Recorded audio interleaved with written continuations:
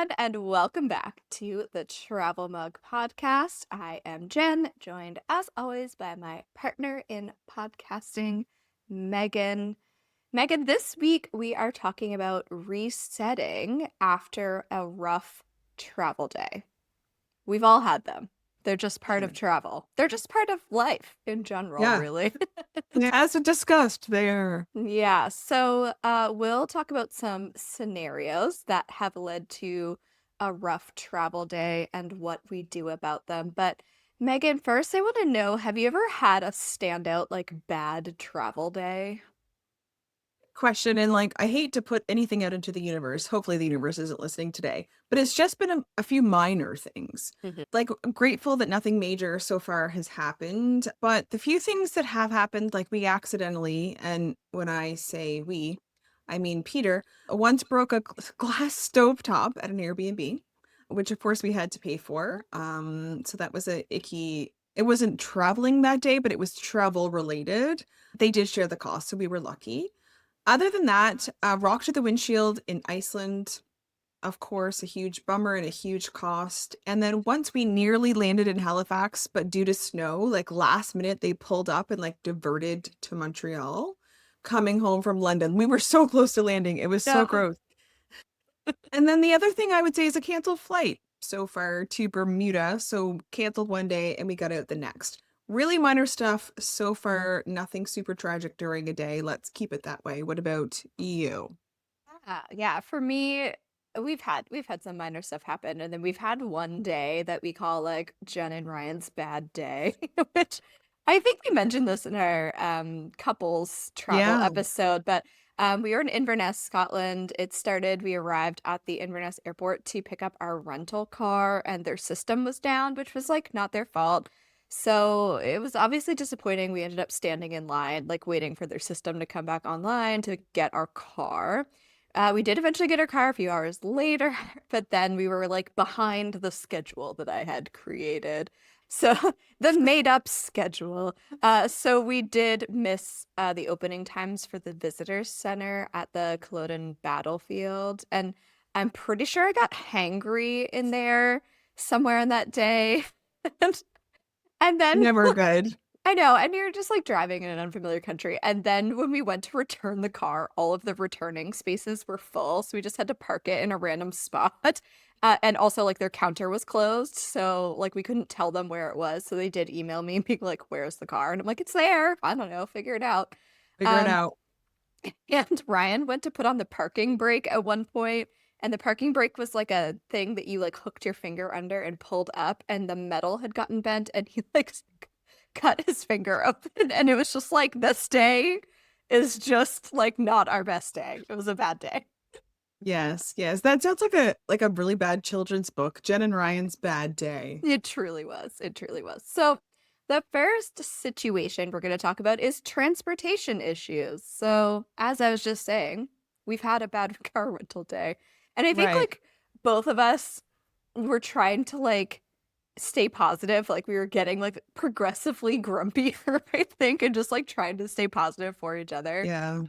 I think also like with flight delays, I tend to get impatient and it's definitely frustrating, but there's so many factors outside of your control. And I think that the best way to reset during like transportation issues or a lot of the issues really is to just like control the controllables and like, Mm. buy travel insurance so that you're covered if your luggage gets lost, for example.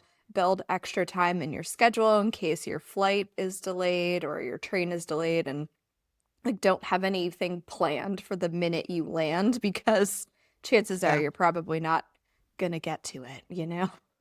that's right. You never know. Yeah, so what about you and transportation issues? How do you usually handle those? Yeah, so when I go to the airport, it is always in the back of my mind from like literally the time that I leave home, like just that underlying current of like, will things happen when they're supposed to? So starting with, will I get to the airport on time? Even though it's only like a 25 or 30-minute drive, you never know if there'll be an accident on the highway. Will our flight leave on time? Will our luggage get there? Just like an endless list of like questions. And I would have to really be honest, mild concerns. Like it doesn't overwhelm me, but I think travel logistics when traveling are always front of mind for sure. We certainly had flight delays and even cancellations. And with this one, I always try to think like, okay, there's a good reason. I'm sometimes sure that it is BS in terms of like the delays and stuff, but for this one, it is life and death, if the plane actually has something wrong with it. So I Yeah. try to trust on that one. I try not to judge it too much. I haven't lost luggage yet. I'm sure my time is coming, but I know there's a process and we should get, things documented in advance and whatnot.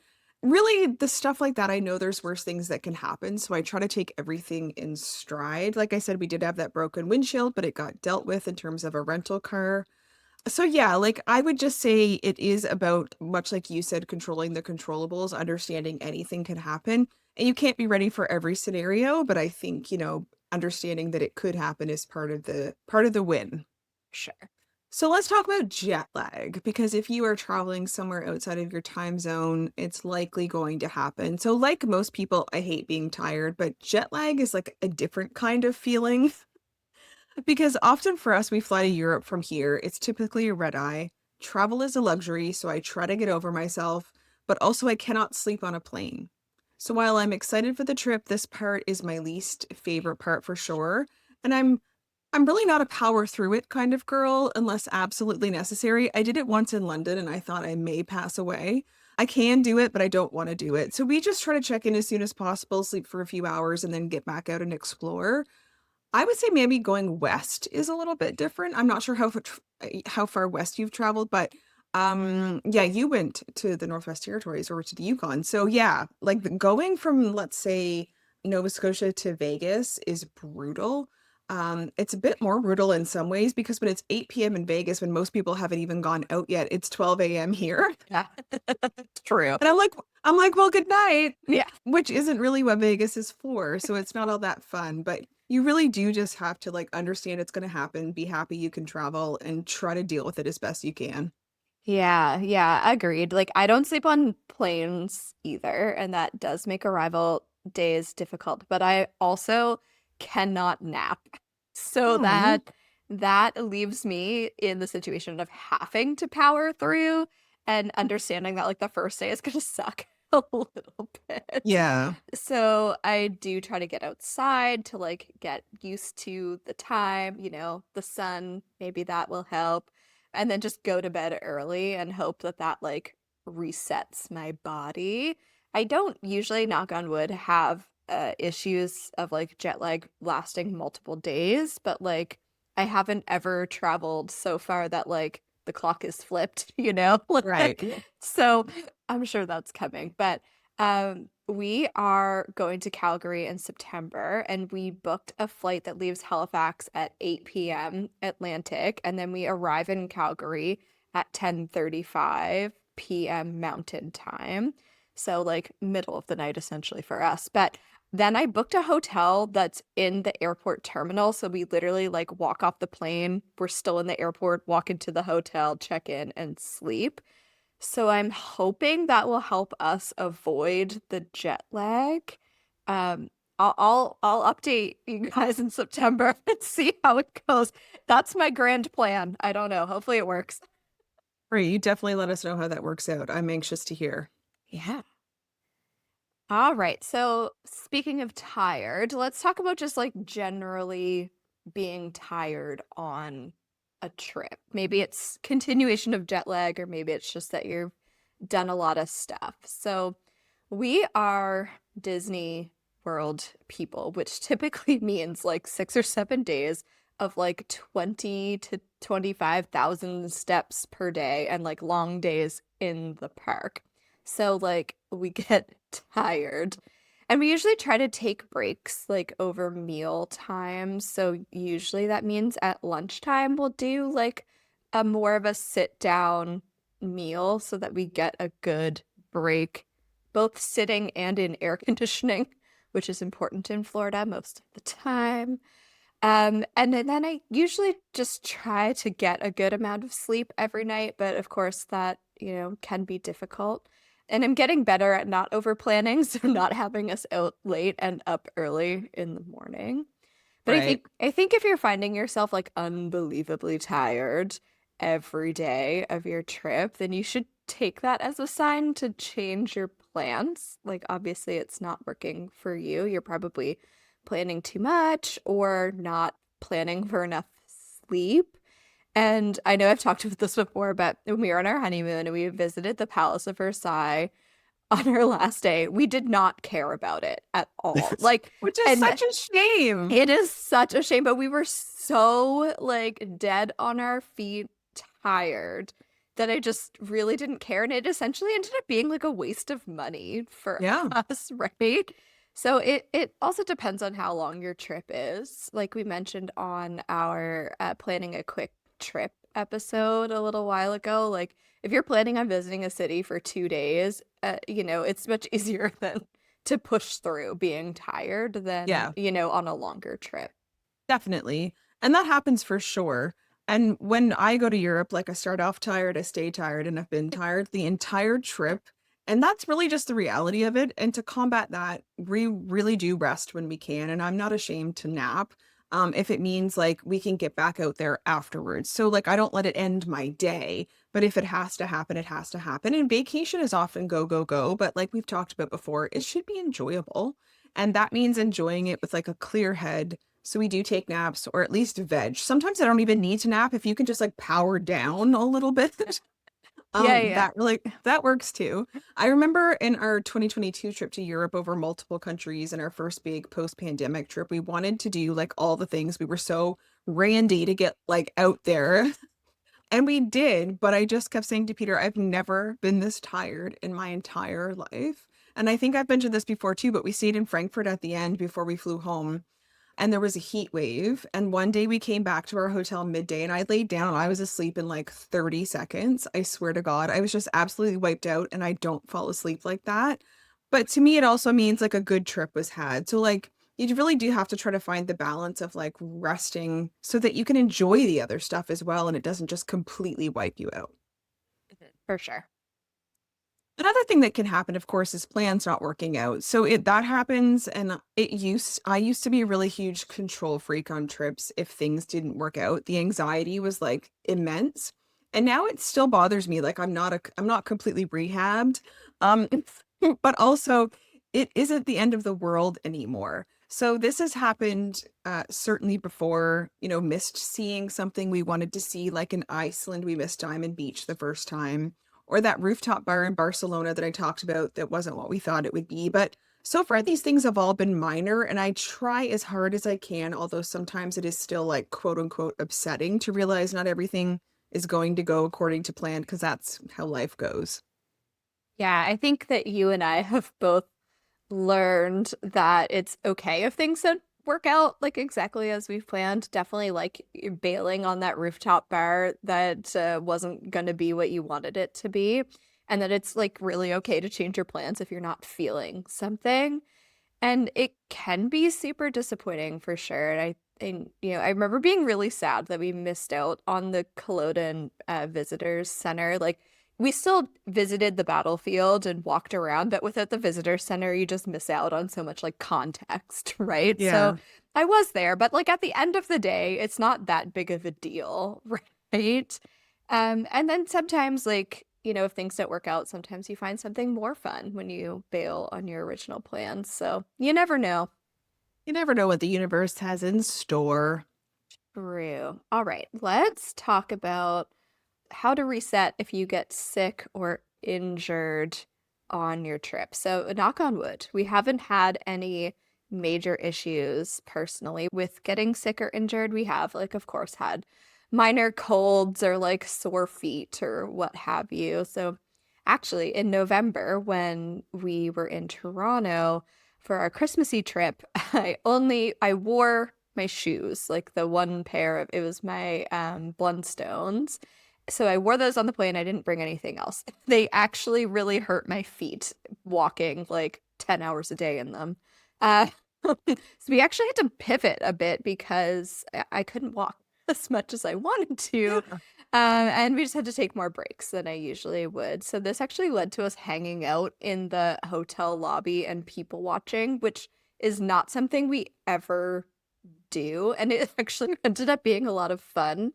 And so I would say if you're like feeling under the weather or not up to walking around, it's okay to rest and like chill. And I have anxiety about like wasting time when I'm traveling, and it's a huge like mindset shift to like convince Yeah. myself to be okay with resting. So I would say like unless you're like sick or like contagious or like, need to be close to a bathroom or something, you can rest your feet in a cafe or in a park instead of just your room.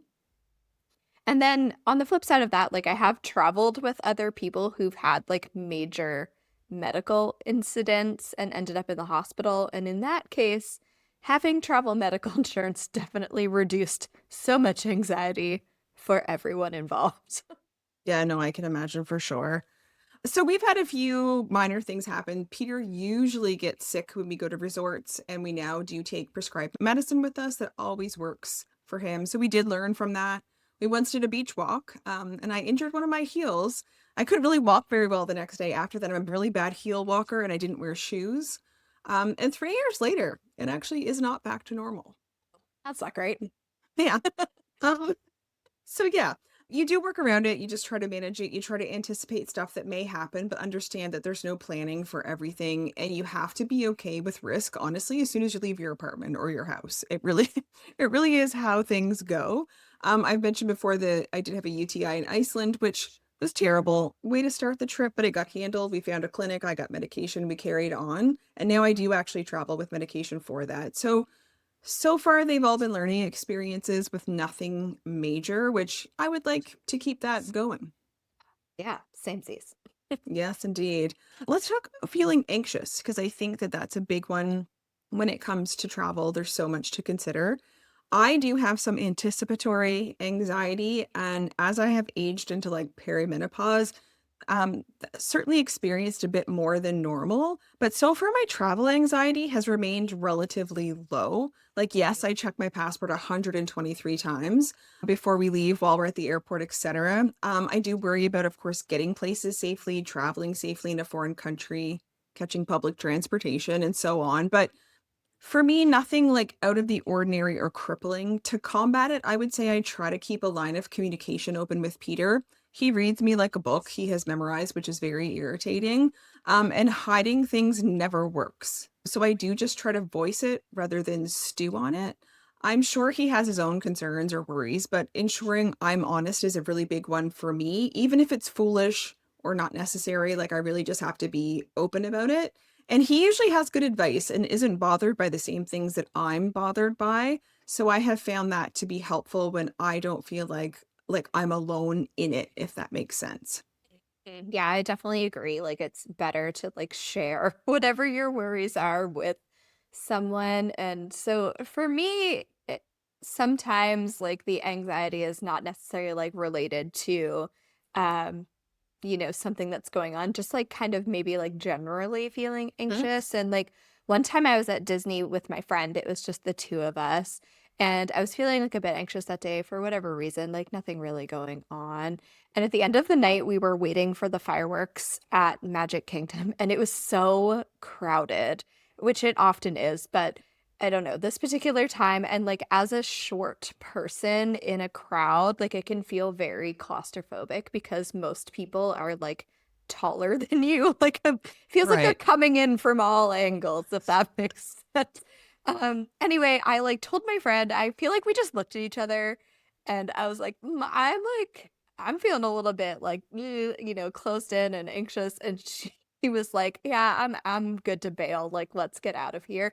And even Right. like getting out of that crowd was a bit of a nightmare, but I think we both felt better leaving. So it was disappointing to, of course, not see the fireworks that night, but I have seen them before. It wasn't wasn't a once in a lifetime thing for me. But It's good that you voiced it because both of you were kind of feeling the same way, and maybe one didn't want to spoil the time for the other. But when you break that ice and say it out loud, somehow it can turn out better. yeah, yeah, I think we were both in a better spot after that.